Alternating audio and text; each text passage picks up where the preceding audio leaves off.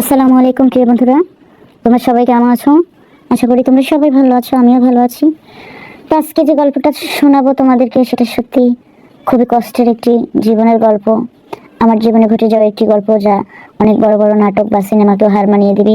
তো চলো গল্পটি আমি তোমাদের সঙ্গে শেয়ার করি। আর গল্পগুলো শেয়ার করার একটাই কারণ যে আমার সাথে যত যাই হয়েছে যাতে তোমাদের কারোর সাথে না হয়, এই একটা বিষয় আছে। আবার আরেকটা বিষয় আছে, যদি ভালো লাগে আমার গল্পগুলো তোমাদের সবার, তাহলে অবশ্যই লাইক করো, কমেন্ট করো, সাবস্ক্রাইব করতে একদম ভুলো না। আমার পাশে থেকো। আমার গল্পে যেরকম টুকিটাকি একটু মজা আছে, কষ্ট আছে, সেরকম কিছু শিক্ষণীয় বিষয়ও আছে, সেদিকে তোমরা সবাই লক্ষ্য রেখো। তো চলো বন্ধুরা, শুরু করা যাক আজকের গল্পটি। তো প্রিয় বন্ধুরা, আমার হচ্ছে খুবই খুবই গরিব একটি ঘরে বিয়ে হয়। আমার স্বামীর নাম ছিল সান। তো সানের কিছু কিছু অভ্যাস খারাপ ছিল। সান কি করতো, নেশা করতো, এটা আমরা কেউই জানতাম না। আমার খুব অল্প বয়সে বিয়ে দেওয়া হয়, কারণ আমার পরিবারই খুবই দরিদ্র পরিবার ছিল। তো সানের বাড়িতে আসার পর হচ্ছে আমি 6 মাসও কিছু জানতে পারিনি, কিন্তু সানের আচার ব্যবহার চলাফেরা আমার একদম ভালো লাগতো না।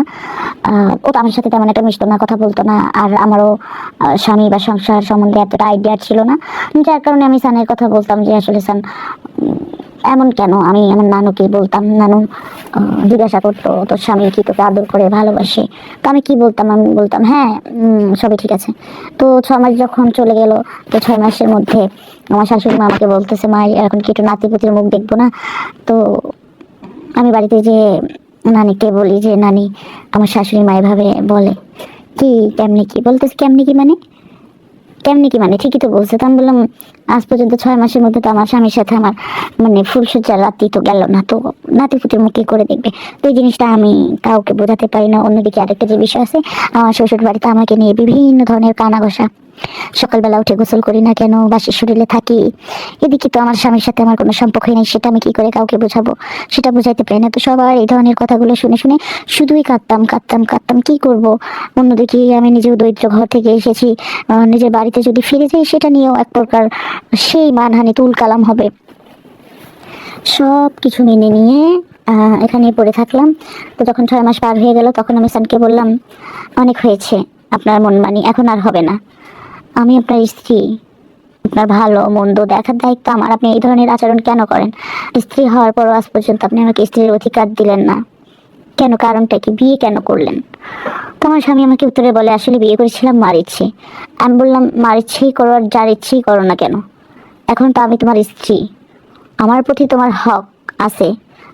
আর তুমি সেটা আদায় করতে আসলে আমি কখনো বাধা দিব না, কিন্তু হক কিন্তু তোমার প্রতিও আমার আছে। তোমার প্রয়োজন নাই থাকতে পারে, কিন্তু তোমাকে কিন্তু আমার প্রয়োজন। আমি তোমাকে এভাবে ছেড়ে দিতে পারি না। আসলে ঘটনা কি বলো?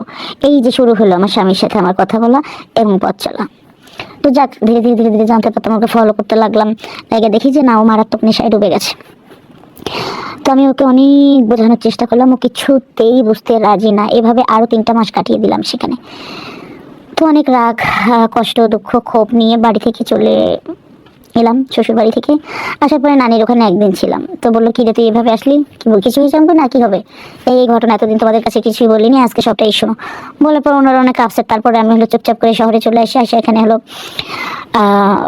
চাকরির জন্য বিভিন্ন জায়গায় অ্যাপ্লাই করার পর আসলে কোথাও আমি চাকরি পাচ্ছিলাম না। কেন পাচ্ছিলাম না জানো তোমরা? চাকরি কি করে পাবো? আমি বলো, যেখানে গিয়েছি আমি চাকরির জন্য, মানে যার কাছে গিয়েছি, যেখানে গিয়েছি, যে অবস্থায় গিয়েছি, যেমন আমি 3টা কোম্পানিতে গিয়েছিলাম, এগুলো হচ্ছে প্রাইভেট কোম্পানি। তো কোম্পানিতে চাকরি নেওয়ার জন্য ম্যানেজারের সাথে শুতে হবে, এমডির সঙ্গে শুতে হবে। সবাই মানে বলতেছে কিছু দিতে হলে, মানে কিছু দিলে কিছু পাওয়া যায়, কিছু পেতে হলে কিছু দিতে হয়। তো টাকা পয়সা যে দেবো এরকম তো কোনো অবস্থান আমার ছিল না। হ্যাঁ, কয়েক লাখ টাকা বা কয়েক হাজার টাকা তো বহু দূরের কথা, 500 টাকাও যে আমি ঘুষ বা চাঁদা দিব এই অবস্থান আমার ছিল না। হ্যাঁ, অর্থনৈতিকভাবে আমি পুরোই শূন্যের খাতায় আমার নাম। তো যাই হোক, আমি যেসব জায়গায় চাকরি নিতে গেছি ওই সব জায়গায় তো আর ঘুষ লাগতো না, আমি তো এই ধরনের চাকরি নিতেও যাইনি। যাই হোক, কোম্পানির চাকরি তো হলো না। সরাসরি প্রস্তাব দেয় যে একটা রাত কাটালে পরের দিন চাকরি হয়ে যাবে। এভাবে বলতো, তো লজ্জা লাগতো, খুবই খুবই লজ্জা লাগতো, অথবা তাড়িয়ে দিত। যাই হোক, যার পরে আমি ফাইনালি একটি কারখানায় গেলাম। কারখানায় যাওয়ার পর সেখানেও কথা বললাম। বলার পরে সেখানে তো সরাসরি কি বলবো, মানে ওই তো এক রাত থাকলে চাকরি, না থাকলে নাই। তো যার দরজায় যে করা নাড়িয়েছি সেই জায়গায় অবস্থা। শেষ পর্যন্ত আমি মানুষের বাড়িতে কাজ নেওয়ার জন্য গেলাম। প্রথম দিন কাজ নিয়েছি, কাজ করেছি। হ্যাঁ, মানে আমার ধান্দা আমি যে কোনো কাজ করব, কিন্তু কোনো বিনিময় হচ্ছে দেহ বেচবো না কারো কাছে। আমি কাজ নিলাম, নেওয়ার পরে সেদিন প্রথম দিন তো কাজ করেছি, পরের দিন হচ্ছে যে আমি কাজে গিয়েছি, যে দেখি মহিলাটা কাজে নেই, পুরুষ মানুষরা বাসায়। আমাকে দেখে বেটা দরজা টরজা লাগিয়ে দিয়ে, হ্যাঁ, বলতেছে তুমি এত সুন্দর। ওখানেই মনে করো আমাকে সে যা করার করে দিছে। হ্যাঁ, আমার গায়ের জামা কাপড়গুলো সব টাইনা টুইনা খুইলা আমার সুন্দর সুন্দর, মনে করো এত সুন্দর পেয়ারাগুলো মানে কিচ্ছু রাখে নাই, খাইয়া টাইয়া শেষ করে দিয়েছে। তারপরে যেহেতু আমি আমার হাজবেন্ডের সঙ্গে মিলিত হইনি, আমি পুরো পরিপূর্ণভাবে কুমারী ছিলাম, সে হচ্ছে যে মানে ছিন্ন বিচ্ছিন্ন করে ক্ষুধার্ত কোনো জানোয়ারের মতো আমার উপর ঝাঁপাই পড়ছে। তারপর আমাকে ইচ্ছে মতো আমার কাছ থেকে মজা নিচ্ছে। হ্যাঁ, অন্যদিকে আমি ব্যথায় কাতরাইছি। তো এই ঘটনা ঘটার পরে আমি কাজটা দ্বিতীয় দিন গেল, যাওয়ার পর তো আমি তখনই চলে আসি। হ্যাঁ, আসার পর কাকে বলবো, মাথার উপরে কোনো ছাতা নাই, কিছু নাই, ঘোড়ার ডিম নাই নাই নাই। তো দুদিন আর কাজে যাইনি, পরের দিন আবার গেছি, ইজ্জতই তো হারিয়ে ফেলছি। এখন হচ্ছে আমার কথা আমার তোমাকেও দেখার আছে।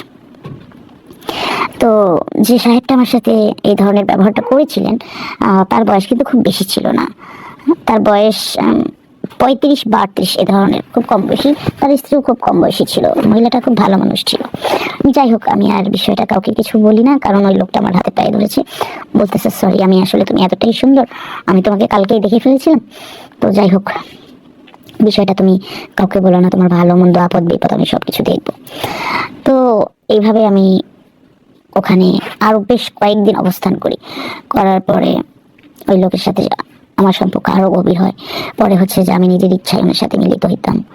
হওয়ার পরে উনি আমাকে অনেক মজা দিত, আমি ওনাকে অনেক অনেক দৈহিক যে মজাটা আছে সেটাও দিতাম। তারপরে এভাবে কয়েকদিন থাকি। তারপর হচ্ছে ওনার সাথে আমার পার্সোনালি একটা রেস্টুরেন্টে বসে খুব কথাবার্তা হয়।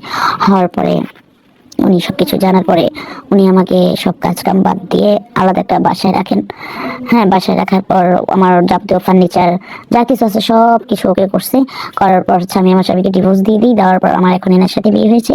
আমি এখন এনার সাথে আছি আর খুবই ভালো আছি। গল্পটা তোমাদের সঙ্গে এই কারণে শেয়ার করলাম, জানো তো, আমার জীবনটা না কিন্তু তছ নছ হয়ে যেত যদি এই লোকটা আমার সাথে সৎ ন্যায় না করতো।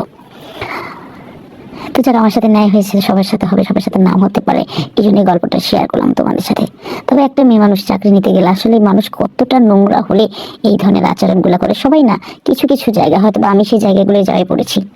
তো সবাই এদিক থেকে সাবধানে থেকো, এই জন্য তোমাদের সাথে মূলত গল্পটা শেয়ার করা। ভালো থেকো, সুস্থ থেকো, আল্লাহ হাফেজ, আসসালাম।